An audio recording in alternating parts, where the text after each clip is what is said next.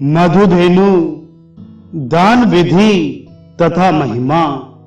पुरोहित होता जी कहते हैं, राजन, अब संपूर्ण पापों के नाशक मधुधेनु के दान की विधि सुनो। लिपि हुई पवित्र भूमि पर काला मृग चर्म और कुशा बिछाकर 16 घड़े मधु से एक धेनु तथा उसके चौथाई भाग से बछड़े की आकृति बनाकर स्थापित करे। उस धेनु का मुख सोने का, उसके सींग अगरू एवं चंदन के, पीठ तांबे की और गल कंबल रेशमी सूत के बनाए। उसके चरण ईख के हों। फिर उजले कंबल से उस धेनु को ढककर गुड़ से उसके मुख की तथा शर्करा से जिह्वा की आकृति बनानी चाहिए। उसके ओंठ पुष्प के और दांत फलों के बने हों। वह कुश के रोए तथा चांदी के खुरों से सुशोभित हो और उसके कान श्रेष्ठ पत्तों से बनाने चाहिए। फिर उसके चारों दिशाओं में सप्त धान्य के साथ तिल से भरे हुए 4 पात्र रखने चाहिए।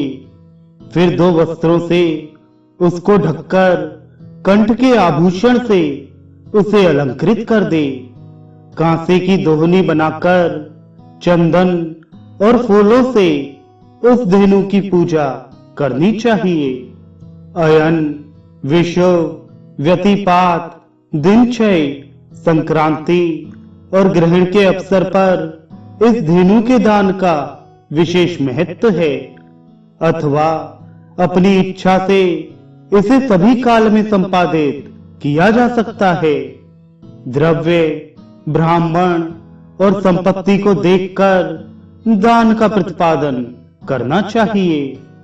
दान लेने वाला ब्राह्मण दरिद्र, विद्याव्यासी, अग्निहोत्री, वेद वेदांत का पारगामी तथा आर्यावर्त देश में उत्पन्न हुआ होना चाहिए। धेनु की पूंछ भाग का स्पर्श करके हाथ में जल और दक्षिणा लेकर चंदन और धूप से पूजा कर फिर 2 वस्त्रों से ढककर अपनी शक्ति के अनुसार अन्न सहित उसका दान कर दे। कंजूसी ना करे। सभी विधि जल पूर्वक होनी चाहिए। ब्राह्मण को दान करने के पूर्व दाता इस प्रकार प्रार्थना करे, मधुधेनु, तुम्हें मेरा नमस्कार है। तुम्हारी कृपा से मेरे पितर और देवतागण प्रसन्न हो जाएं। गृहीता कहे, देवी, मैं विशेष रूप से कुटुंब की रक्षा के लिए तुम्हें ग्रहण करता हूं। मधुधेनु, तुम कामदुहा हो, मेरी कामनाओं को पूर्ण करो। तुम्हें मेरा नमस्कार।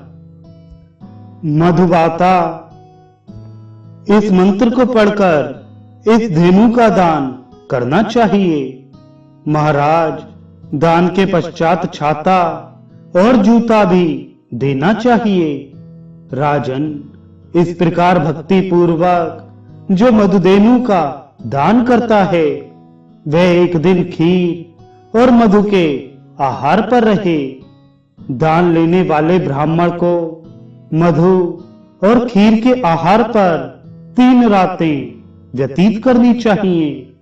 इसका दाता 10 पूर्वजों और आगे होने वाली 10 पीढ़ियों एवं स्वयं आप इस प्रकार 21 पीढ़ियों को तार कर भगवान विष्णु के स्थान में पहुंचता है।